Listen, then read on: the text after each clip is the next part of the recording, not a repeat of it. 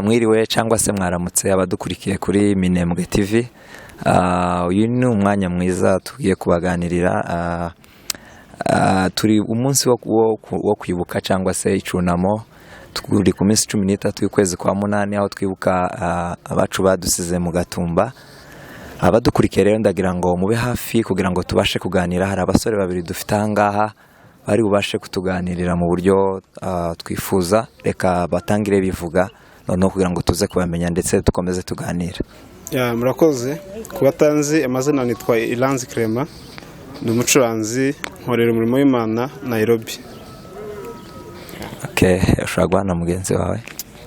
Nanje kubatanzi amazina ni Kado Irakoze, ndacyari umusore, ntuye hano Nairobi ahitwa Umoja.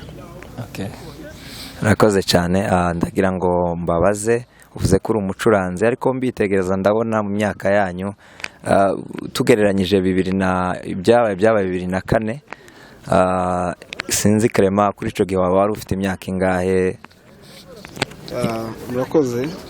Ndatekereza ko icyo gihe nari muto, ariko sinari muto cyane, nari nciye ubwenge bwinshi. Umuvandimwe? Nanjye nyine icyo gihe nari ndi mukuru pe mu buryo nabyumvaga, ariko nk'ubu ngubu nishimiye kubibamo nanjye.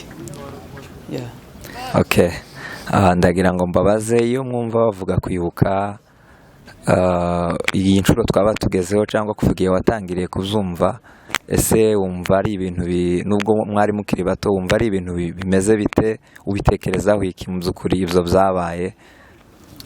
Mu by'ukuri nkanje uko mbifata, ni ibintu bibabaje rwose cyane, kandi mu gihe twibuka bidufasha natwe gukomeza kubizirikana mu buryo n'abana bacu tuzabyara tuzakomeza kubibutsa, bibuka ibyakorewe ubwoko bwacu, kuko birababaje mu bigaragara, kandi n'amahanga ni ugukomeza kubereka ibintu byadukorewe nk'ubwoko bwacu bw'Abanyamulenge. Clement, wewe ku giti cyawe, iyo wumva bavuga kwibuka, ubu ngubu ngira ngo ni ku nshuro ya 17, iyo wumva bavuga twibuka abo bacu badusize, wowe ubasha kumva iki cyangwa se ukuramo iki? Ni irihe somo biguha nkawe Clement, nubwo ico gihe wari ukiri mutoya? Murakoze cyane. Isomo nkuramo, ndatekereza ko kuri ubu ngubu twatukiri bato, tutarabisobanukirwa cyane.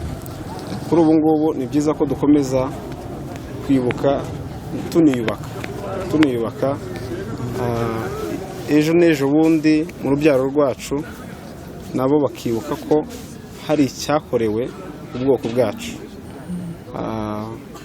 Ndatekereza ko harimo byinshi.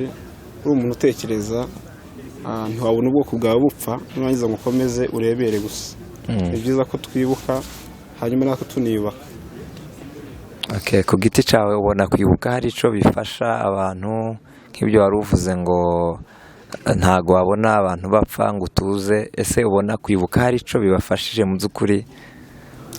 Murakoze. Biragifasha cyane. Kuri ubu ngubu nibyo natangiye nkubwira ngo generasiyo yacu ntitwatuzi kwibuka icyo ari cyo, ntitwatuzi ese ni iki cyabaye ku bwoko bwacu bw'Abanyamulenge. Ariko kuri ubu ngubu urabasha kwibuka, unatekereza ibyagiye bikorerwa Abanyamulenge. Ndatekereza ko aho ngaho wahakuramo isomo rinini cyane.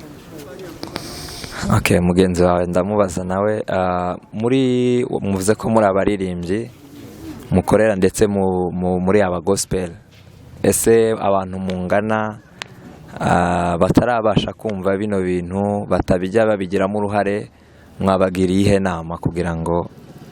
Mu by'ukuri inama ngewe wenda ku giti cyanje nabagira, nuko ikintu cya mbere ni famiye, kandi famiye ni ubwoko bw'Abanyamulenge. Rero ni nka famiye tubarizwamo. Rero igihe wenda utabyibutse cyangwa se utizihiza kimwe n'abandi, icyo gihe ubusa nkaho ugiye iyindi nzira itari y'abandi. Rero wenda icyo nabwira abasore cyangwa se abandi bantu batabyumva nuko babyumva, kuko ndatekereza yuko nta yindi famiye umuntu yajamo itari iyo yakomotsemo. Noneho rero icyo mbaza kindi aho tugana no ku musozo, haba hari uruhare mwaba mwagize muri ibi bintu, namwe hari uruhare rwanyu rurimo nk'abantu bangana muri iyo generasiyo yanyu, imivugo se n'ibindi cyangwa n'ibindi mushobora gukora? Ese hari uruhare rwanyu, cyangwa se niba uruhare rwanyu rutarimo, ni iyihe mbogamizi ituma hari ibintu mwebwe mutabasha kugaragaza umunsi nk'uyu nguyu? Murakoze. Ndatekereza ko hano harimo ingeri zose. Ushobora kubimenyekanisha binyuze muri muzike, mu ndirimbo, mu muvugo, ndetse n'ijambo ry'Imana ndetse n'ubuhamya. Bityo rero bikaba byabasha kugera ku muntu uwo ari we wese n'utabyumva nawe akaba yabasha kubyumva, akumva igikorwa cyakorewe ubwoko. Hano harimo uruhare rwacu runini cyane. None ko twabonye ntago mwaririmbye, sinzi wenda ese hari imbogamizi mwaba mujya mugira zatuma ibyo bihangano bidasohoka, cyangwa iyo mivugo n'ibindi mushobora gukora, kuko sinababonye mu bo twabonye babikora? Wenda kubona abantu wenda bagaragara hariya, ndatekereza yuko ni kimwe mu ruhare ushobora gukora, ariko natwe gushigikira kuratandukanye rwose pe. Habe nuko tuba tubivuga byonyine, ntiwovuga udashigikiye. Ni ukuvuga ngo hari n'amagurupe umuntu aba ariho, ugatanga icyo ushoboye, uko niko gushigikira, byose nicyo kimwe rwose. Ariko turi abasore, tuza dukora, tuza dushigikira, kandi ni ngombwa. Ikindi nongeraho, urabona porogaramu aba ari nyinshi, kuvuga ngo twese dukore, hari bakeya bagaragara mu gikorwa, ariko twese dufatikanyije. Noneho rero ndabasaba, ni izihe nama mushobora guha ubwoko muri rusange rw'Abanyamulenge ndetse n'abo mu rungano rwanyu kugira ngo tugane ku musozo? Murakoze. Ikintu cya mbere nshishikariza buri muntu wese, icya mbere ni ugukunda umuryango wawe. Umuryango mvuga ni ubwoko wowe uri we, aho wakomotse nk'umunyamurenge, ugakunda ubwoko bwawe. Hanyuma ikindi, ugakorera ubwoko bwawe ubutabera.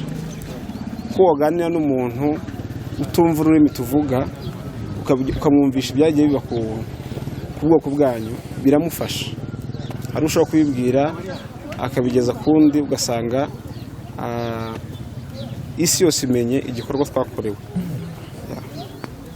Icyo nabwira ubwoko ni ibintu nka bibiri. Ikintu cya mbere ni ugushyira hamwe, kuko ahatari ubumwe nta mbaraga ziba zihari. Tugomba gushyira hamwe, tugafokasinga imbere, kandi nta pore ubwoko bwacu bwose aho buri budutegera, bakomeze bahumurike rwose. Ariko icyo tuzi cyo neza ni uko Imana iri kumwe natwe. Bari badukurikiye rero kuri Minembwe TV, aba nibo basore twari twabazaniye uyu munsi nk'uyu wo kwibuka. Mubashije kumva bimwe mu busobanuro bagiye batanga. Reka tubabwire ngo shalom shalom aho muherereye hose.